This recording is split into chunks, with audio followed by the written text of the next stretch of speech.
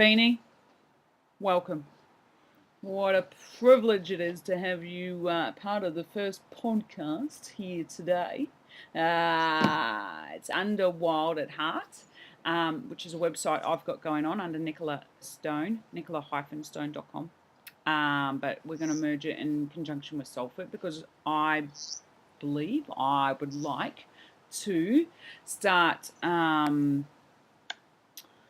showing people there's another way. Yep. And this is why I've got you on board, because my first topic of discussion is suicide and depression. Yep. Small to start with. Huh?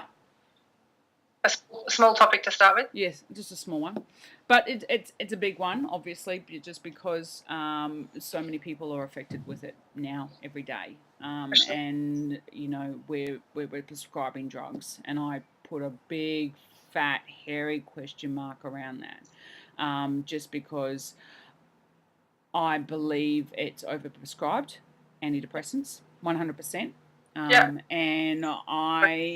people are lacking the courage and the education, which is what this all eventuates, is to discover another way.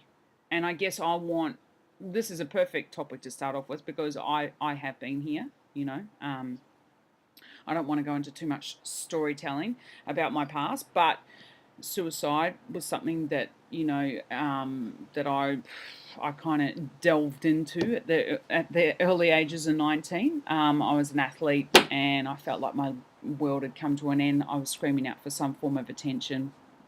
Please, anyone recognise me over here? I'm a struggling athlete, and I'm not getting the results that I'm after. So therefore, I just did whatever I needed to do, i.e. take some prescribed drugs to find some kind of, you know, relief in my little saga that I created. Anyway, let's fast track a few more years. Let's say I'm now, you know, let's fast track till I'm 27. My sister passed away.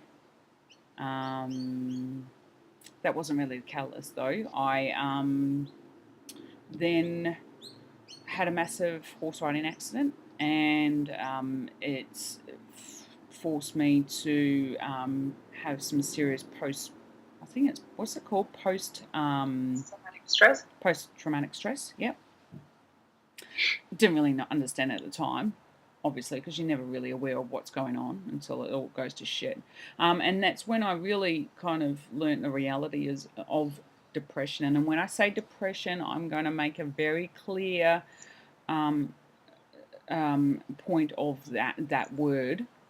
Yep. And that is, depression is suicide. Okay.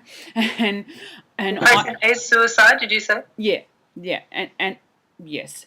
And when I say that, just to clarify, when I say that, it's not it's just not a matter of feeling a little bit sad for a moment. Yeah. There are actual suicide thoughts. We actually don't want to be here anymore. And I think there needs to be that clear differentiation when I talk about depression and suicide, because I'm not to say that sadness isn't irrelevant, and feeling sad for extended period times is not something to look at. I'm just saying that sadness in your life situation is actually, you know, that's kind of bound to happen. You know, I believe, you know, sometimes, well, in my opinion, the reason why it happens in any circumstances is because there's something that you need to look at. You know, so when I had the horse riding accident, I was just like, go, go, go. I didn't want to see anything. I was just on the train of, you know, avoidance. Let's call it the train of avoidance. I didn't want to look at anything. I didn't want to look at myself. I didn't want to look at the person I was. I didn't want to see my potential. I didn't want to do any of that. So then, okay, the universe goes, you know what? I'm going to fucking chuck you off a horse and see if you survive that one. Well, fortunately enough, I didn't die. However, the post-traumatic stress from that accident caused me to fucking have a severe look at myself. Like nothing else would have stopped me in my tracks like that horse riding accident. 100%. And depression and suicide and all those thoughts that came with that necessary element that needed to occur in my life. I was talking to a friend the other day, and I will get you in absolutely engrossed in the conversation any minute now, Beanie. But I was having I talked to a friend the other day about sadness and how we almost protect ourselves from it. And when I say protect ourselves, we utilize other elements around us, whether it be drugs, whether it be parties, whether it be prescribed drugs, whether it be, other bullshit, work, all that kind of stuff. We almost avoid it so that we don't ever really have to face ourselves. And sometimes, for a significant change to occur, a significant impact needs to occur. And as fucked up as that is, that's the truth on every level. But the reason why I wanted to engage you today, Beanie, and I know we live in the same house, but I thoroughly enjoy these kind of new podcasting opportunities, i.e. split video. How excited! I did want to talk to you about, your perception on depression and suicide, because I just want to tap into it. A nice little segue here is that you helped me fucking twofold getting out of my shit.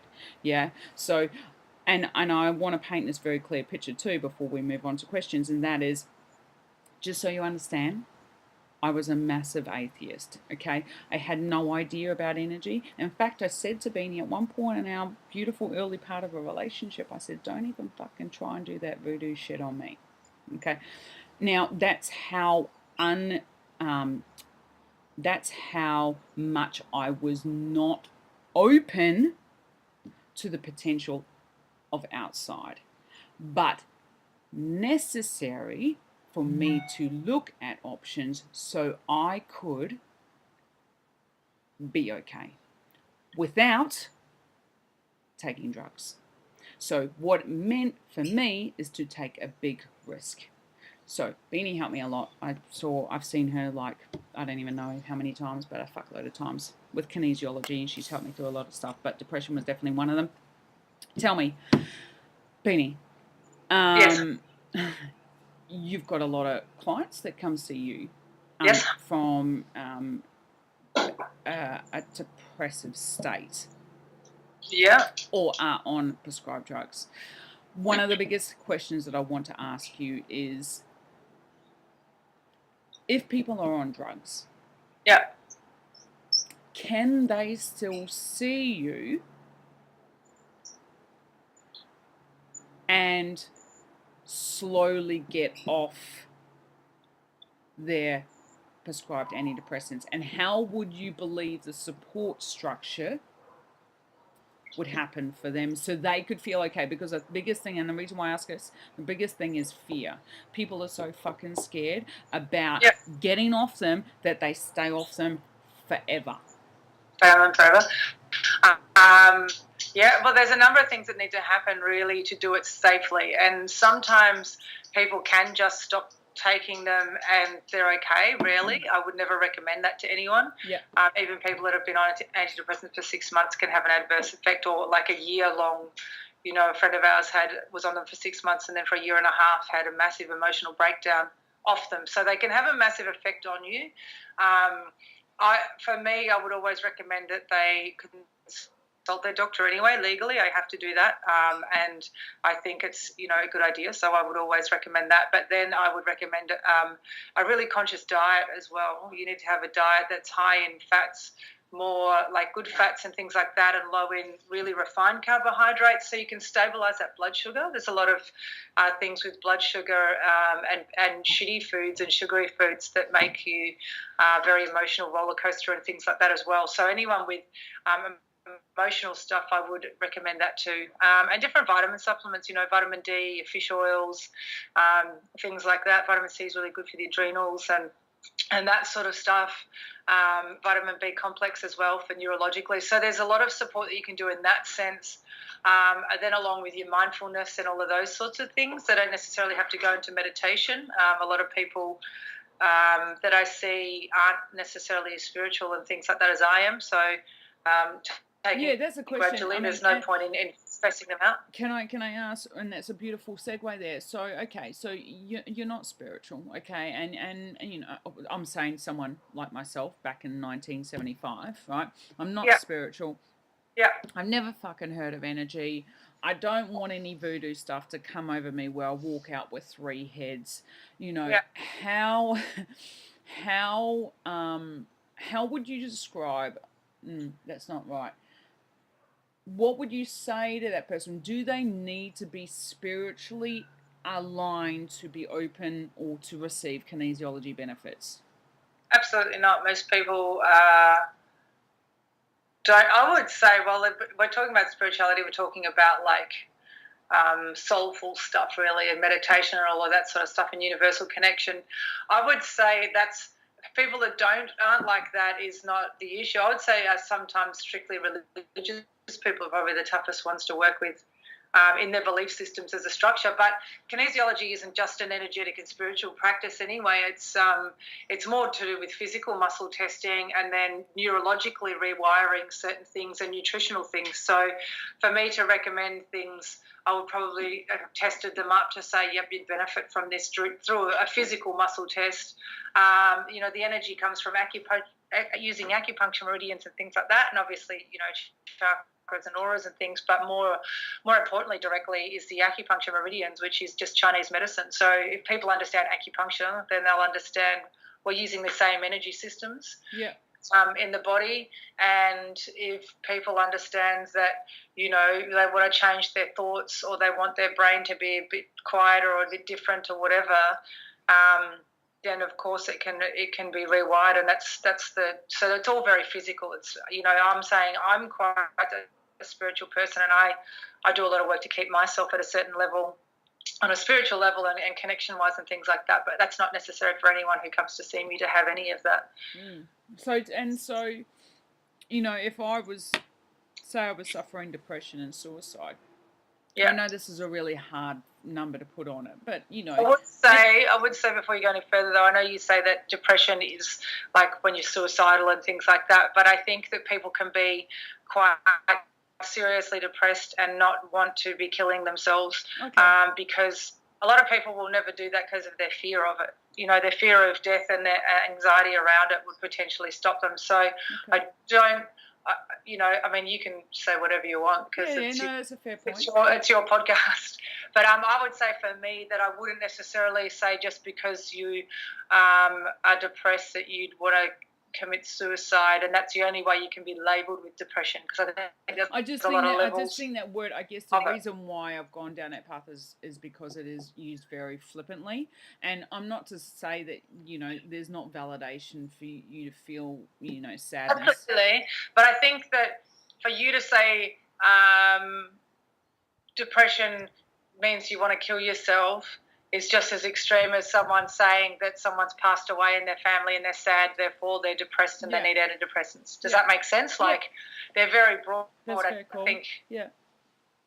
They're on either end. Like someone who's sad should, I believe, be able to process. As humans, we have that element of needing to process that sadness. So absolutely. And to your point, I mean, at the end of the day, if you're feeling sad and you're not feeling, yourself, at the end of the day, the alternative therapies is the way, and specifically this is why I've engaged kinesiology, is the way to amend some of those feelings so you can feel a little bit better about yourself.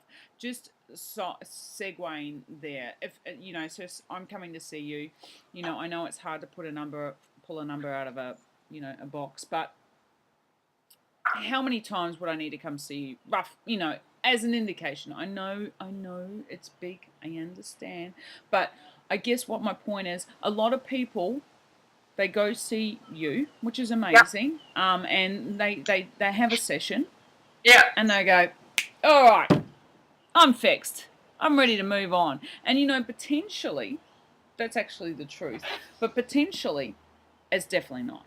And I guess my point is, for you to, because the biggest thing about Wild at Heart is discovering your fullest potential. Yeah. It's like going, okay, it's not just being, fucking 45% of yourself or fucking 65%. I'm talking 111%.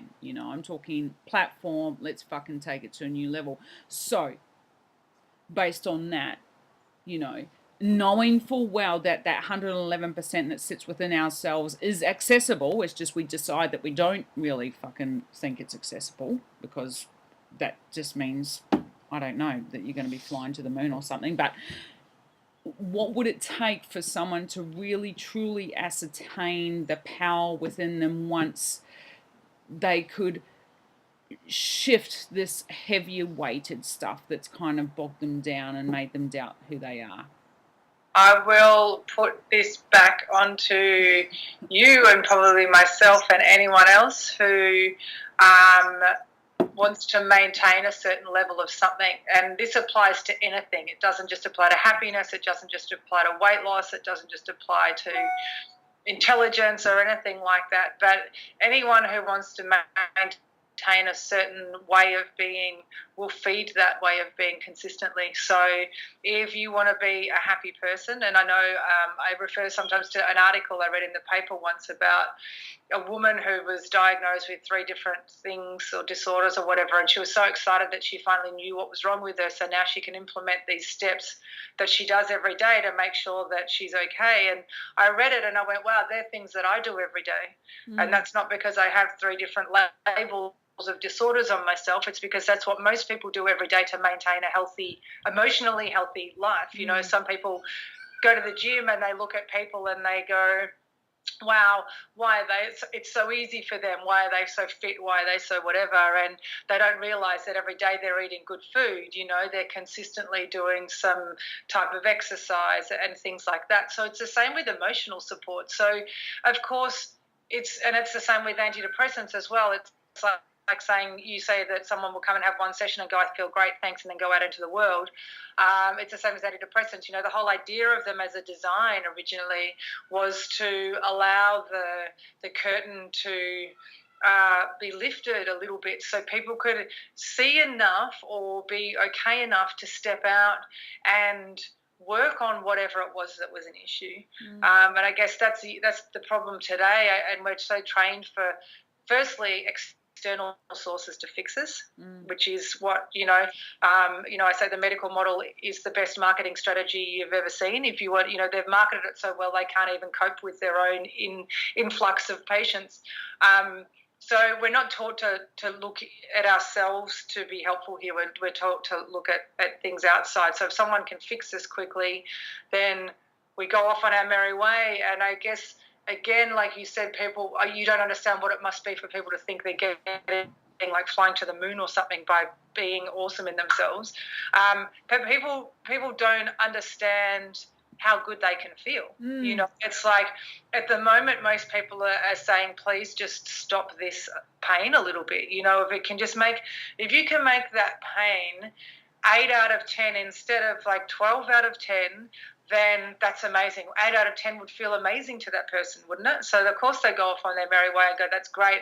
I don't have to do anything more for a while, because they haven't got an understanding from that space that they can be pain-free, and they can be even more than pain-free, because once you get to pain-free, that's when you start going, well, now I can just be fucking awesome. Okay, so, and all of that stuff. So, okay, so a question for you, and look, you might not have the answer to that, and that's absolutely okay, but it's so perfect that you said that, because do you have any tips on, because for me, I always intuitively knew there was something big, and that was probably my fucking ego, to be honest, but, I always just thought there was something really amazing, and I kept chasing it, and maybe that's what made... You mean like as in like an awakening or something like that? Oh, I don't know, just a state of being. I just always thought there was this amazingness for me, and maybe it was just like, I don't know, just being grand and being everywhere and like fucking... But you are? Yeah, absolutely. Yes. But the reality is my ego's come right down from that, and now I just know that, being awesome is actually our given right every day. But is there anything that you believe... Huh? It's quite humbling. Yeah, absolutely. Is there anything that you could say, or to help people ascertain what how they would discover their potential? That's a big question. I know. It's not for the faint-hearted. It's a really big question because we're all so beautifully different. So what might resonate with you might not resonate with me, what might resonate with a friend of mine and they're comfortable with might not resonate with me or anything. So I think it's not about a one size fits all, because we've got to do what we're comfortable with.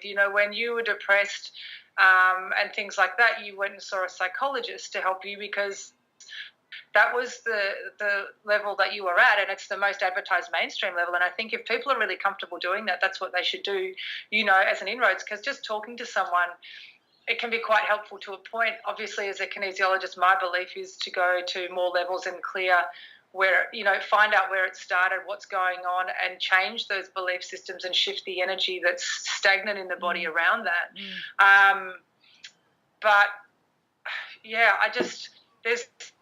there's just so many different things that people would do to reach their potential. And each time, we change every second. So as soon as you learn one thing, if you were to sit down and go, okay, these are my 10 steps I'm going to take to reach my potential, I would really hope by the time you got to 5, the second 5 would have changed a little bit. Yeah, right. Because once you did step 2, once you did the second or even the first thing, you might go, wow, that was really amazing. I want to follow through with that further because there's 10 more stages to that. Or it might, always just be open. Like, all you need to know is that you don't deserve to feel like this, or you don't need to feel like this.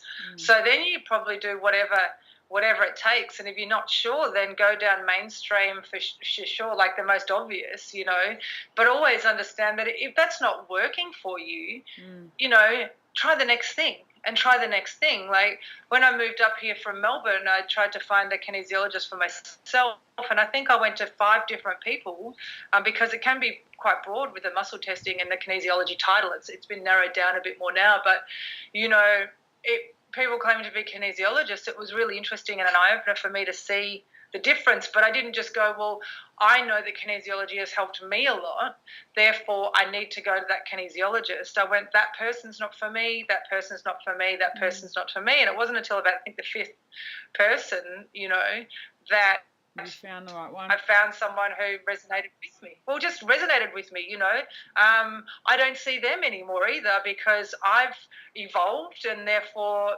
through my evolution, my needs have changed as well. So now instead of doing kinesiology, I have a spiritual mentor, because that's, I guess those sorts of things are where I've shifted to that other realm of possibilities and things like that. But I probably, when I first even started studying kinesiology, wouldn't have understood that I could do that. Yeah. And and that's absolute. Did that answer the question? Yeah, look, discovering your potential is, it's a fucking mind-blowing activity. Well, that's your life, isn't it? That's like our life, but I guess that's our life's journey. I guess maybe that's also, if you're not depressed and if you haven't have some severe, life-changing, catapultic whatever situation unfold for you, whether it be a disease, whether it be a car accident, whether it be a divorce, whether it be, loss, grief, or whatever. If you haven't had any one of those things, because let me tell you, 180% that they all happen at systematic timing for you to discover your potential. 100%, without a shadow of a doubt. It's changed the path that you're on, really, isn't Absolutely. it? It's not even to discover your potential, and it's to stop you from the path that you're on that you're not meant to be. Like, it's to stop you from going in a different direction to what is designed or destined for you, perhaps. Well, and wake you up, Yeah, for sure. I think your last word there is where I'm at. I think it's there to wake you up. And whether that means that you go deeper within yourself, or you just look at where your life is heading, whatever, it's just asking. But anyway, getting back to my point, I guess when we talk about your potential, sometimes if you haven't had that, when any of those things occur, to me it's maybe just asking a question, and as simple as discovering, what do I want in my life, and then going, well, I don't really feel like I can achieve that because of blah blah blah. Well, and that's why I wouldn't go straight to what I want in my life, because obviously they want to feel better. in that sense, and keeping it really simple. Yeah, right. And look at really why they can't, and where that's all come from. Because for anyone, and I can work with people who are incredibly connected and spiritual, all that stuff, but they've still got, they don't have to have had a serious accident or be severely depressed to have like a little suitcase of baggage chasing them behind.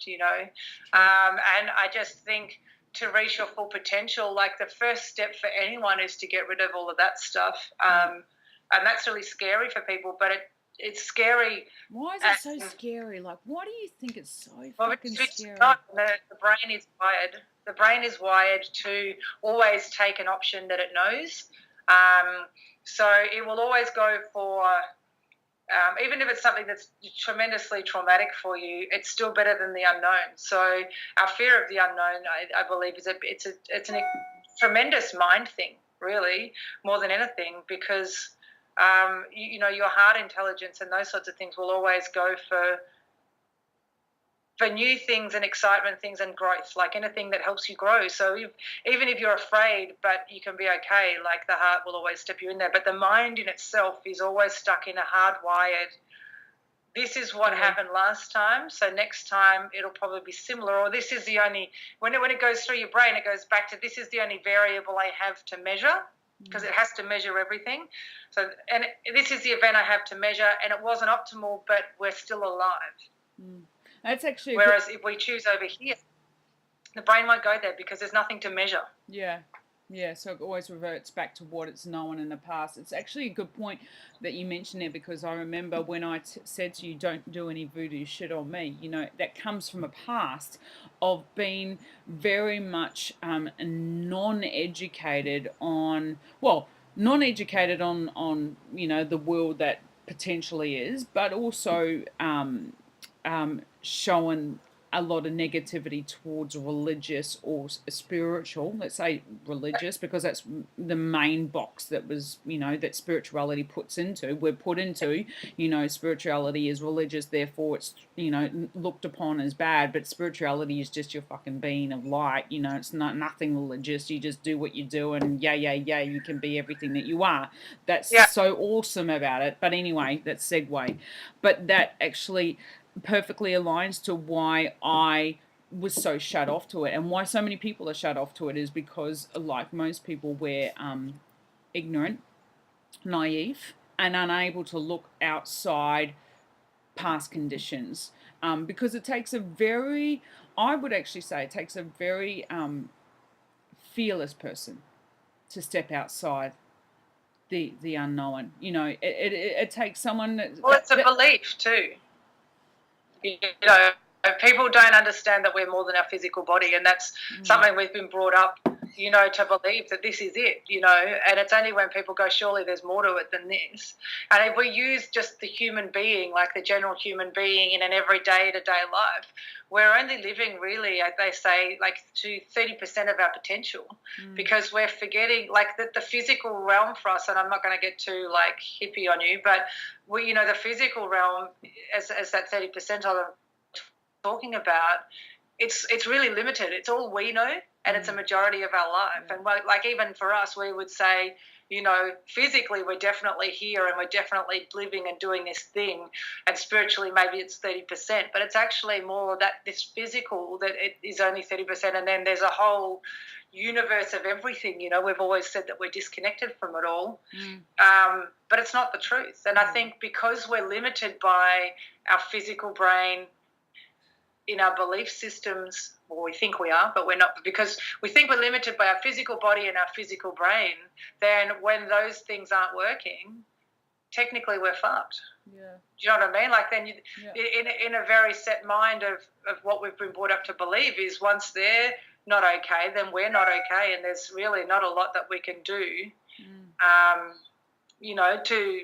to change that. But there's plenty we can do to change that, because even epigenetics, which is, above the gene in biology, have scientifically proved that our genes respond to their environment. So even if we've got inherited tendencies and inherited diseases, we can still reverse them and change them.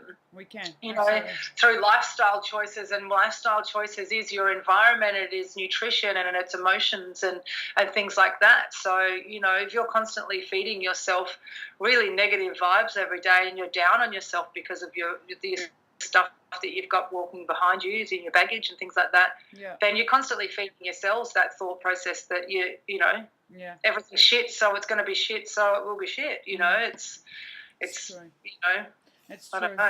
don't know. No, you do absolutely know, and you did perfect response there, babe.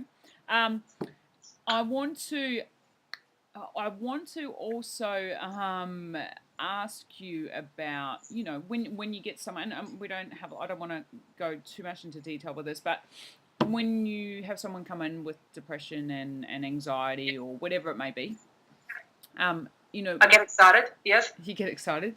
Yes. Life-changing shit. But what do you find most of the cases are for? Are they, you know, is it just a bit of a, you know, mixed bag, or are you finding it, you know, can you go into a bit more detail as to what most of it stems from? Well, most of it stems from, generally, there's always something. So no matter what people think, people will always come and go, I just don't feel right, it's these things. But there's always stuff. Like once they start talking to me, or once we start muscle testing and things like that, and going to certain ages and everything like that, like it's, I mean, I guess I do this for a living and I've been doing it for a while, so it's always really obvious to me that there's stuff. So whether it's,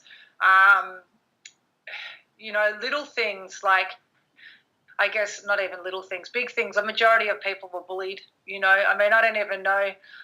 Someone has to have bullied the bully as well, because I think everyone got bullied by somebody in high school at some point, you know. It's like that whole, you know, the boss yells at the husband goes home and yells at his wife, the wife yells at the kid, and the kid kicks the cat thing. So every single person that comes into my office has been bullied, like generally, you know, physical, emotional, sexual abuse, things like that. Obviously, but just general, you know, there's just different things, like people believing stuff that other people have said. Can I say now, because that's beautiful when you said that word about, you know, physical and sexual abuse, because, you know, look, that's fucking rife, you know, unfortunately. But, you know, some people are really scared to pull open that fucking box, you know. It's, I mean, and look, understandably, because fuck, you know, that's a lot of fear there. There's a lot of, you know, I'm not ready to face it. You know, what would you say to those people that may have experienced something like that, in terms of guiding them to know that it's going to be okay? Besides saying it just is going to be okay. Because in my head, can I say, in my head, I'm thinking, you'll only ever be shown what you can handle. Yes. I would agree. That would be my one thing to say, you know, don't worry, you're not going to be shown like a dark fucking space of emptiness and you think you're going to, you know, whatever. Yeah. But is there anything else that you would say to them based on your experience of the past or treating clients that have that? I guess I feel quite comfortable in my room at the time, and I always will look and assess how comfortable they are as to what I say to them.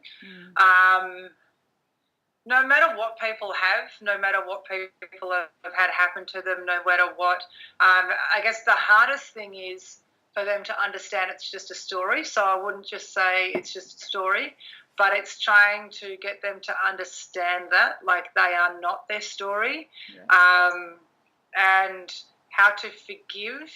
But not, I do it a different angle to other people. Everyone talks about forgiving those people that have done things, or all of that sort of stuff. I don't really spend time with that, because I think it's really important for any of us in those situations to forgive ourselves. And I think that's the most important part. I think once you can forgive yourself and look at yourself at that time and love yourself at that time rather than hate yourself, that is the cornerstone of the healing process. Because once you can do that, when you feel awesome, you kind of don't give a shit about anyone that is trying to bring you down, like when you feel really complete in yourself and really good and someone's trying to bring you down, you're like, whatever, and I know that's making it light of some of these really traumatic events for people, but it's our distorted perception of ourselves with any of those situations that makes it an issue, so no one's denying that someone was abused in any sense, and no one's saying that it didn't happen. It's more looking at yourself and loving yourself in that moment and going, that's okay. And it's not okay that it happened for you, but it's something that has happened and we can't change that. But being able to love yourself regardless of it happening is a really important part. And most people on any level, no matter what they come and see me for, have that distortion in their little selves or their past. People call it, inner child and all of that sort of work. It's just little people that you've been in your life that you've kind of turned a blind eye to or pushed away because you go, I don't ever want you to come near me, and keep you back there, because if anyone finds out about you, then they'll think this and this of me. But if you look at that little person and you go, fuck, that's like a little person. How could I look at them and think that? Because we do. We look at them and we go, I hate you, or I wish you were never born, I wish you were never stupid enough to put yourself, all of these things like that but like that people talk to themselves about in any situation, to change that distorted perception is the first step, because from that, you've built up a relationship with yourself already that it can then flow on to all the other relationships you have with yourself in a really positive manner, and going, well, if I like that person and I forgive that person and invite them back into me, then I kind of have to do it with all those other little people, how come they're not stupid, but I think that one is. Yeah. All of that sort of stuff. So it doesn't really matter to me, what has happened to someone in the sense of the level of trauma. It's all the same to me. Well, it is all relative, because it brings them to the point of suffering from, not being able to be their entire being for whatever reason. Absolutely. And the principle I'd go on is bringing them back into that. So it's not taking away, obviously, like I said, I'm very considerate when people have lots of trauma, but I'll still use the same. Well, you still have to. You still have to have, the unemotional elements to it, don't you? Because at the end of the day, if you're emotionally engaged in their emotion, then how can you actively? Yeah, absolutely. As long as I've got a box of tissues and my skills, then I don't. That's my job in there, and compassion, obviously, but I don't get involved in it. But it doesn't. The job to me is really that I have to do for these people is really black and white. So to get them to see that is my priority, and nothing really stands in the way of that, no matter what people have told me. No one's ever really shocked me, even though there's some horrendous people are absolutely horrendous. What we do to each other is quite disgusting in its own right, and really sad. Like, the people that do it are really sad in their own right, and the people that suffer from it are really sad. And it's horrible. But I don't believe that the human race is bad in that sense. I just think that there's many, many, many people who are damaged, and that's why these things happen. Yeah, they've been hurt, and So the more people we can awaken to, I guess, even a 10% of their potential to realise that this doesn't have to be the way, and that's, I mean, it's part of our lesson to heal and master this physical body, the spiritual being in a physical body. So it's going to come with trauma and sadness. Totally, and that's a key point, is it? I mean, I'm going to wrap it up just because it's been amazing, and I think we've covered off a lot of points. But, the key thing is that these things that happen to us, they don't have to define us. These just because you're not your story. Huh? You're not your story. Yeah, absolutely. Just because you might be going through some depression at the moment, and or maybe you had thoughts that are tendency to be suicidal. And can I just say, I haven't mentioned this, but really important. What I found when being in that state of absolute despair is actually just saying whatever it is on your mind, saying it. You know, it's so funny. I Not was in, okay. huh? Just saying I'm not okay as well Yeah, is a well, really, you know. whatever it is that that flows from your mouth at whatever point. But one of the things was I was in a meditation, and you know, I was literally, it was like this. I was like this. I had it in my head.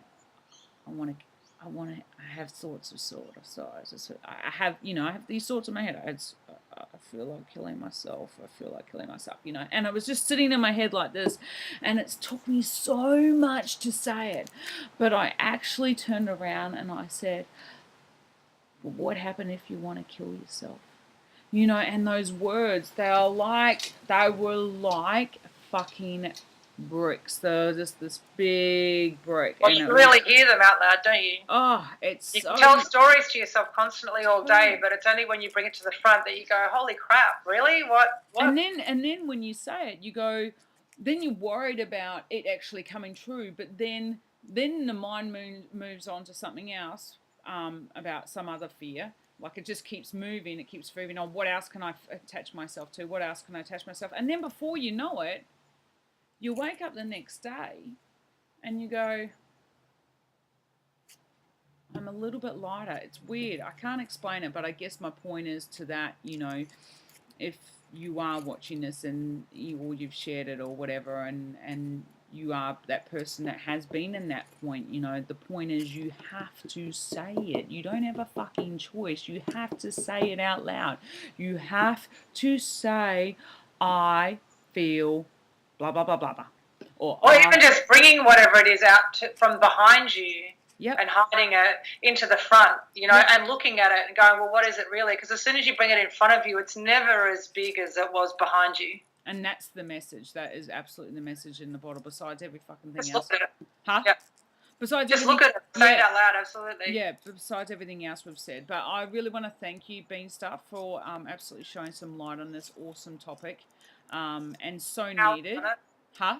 We could talk for hours on Oh, it. we fucking could, because I just it's really a would like to say to finish, I just really like to say, for anyone who, you know, no matter how you're feeling, you can be helped. And it's sometimes we all sit in our shit, no matter what level we're at, and we get into these moments where it's overwhelming and things like that. And everyone does, no matter what you see in other people, you can't feel what they're feeling under the surface.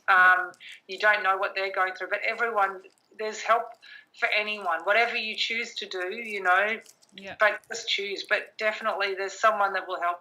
yeah, and You to can be helped. You're not the only one that's broken. yeah, and to that point is that um, know that you are exceptional, and what you're feeling right now never lasts. That's it. Nothing lasts forever. Nothing lasts. In fact, I was talking Change is the only thing that's certain. I was talking to a friend the other day. You know, Nicola, she was saying 20 minutes is a state of heightened state that you will stay in a prolonged period before it can't sustain itself. So that's some wise words of wisdom. Anyway, peace out, Beans. You rock. Can't wait to see you over the glass door in like 2 seconds, and have a cup of tea. And yeah, it's been good. Thank you. Suicide. Let's keep talking about it. Rock on.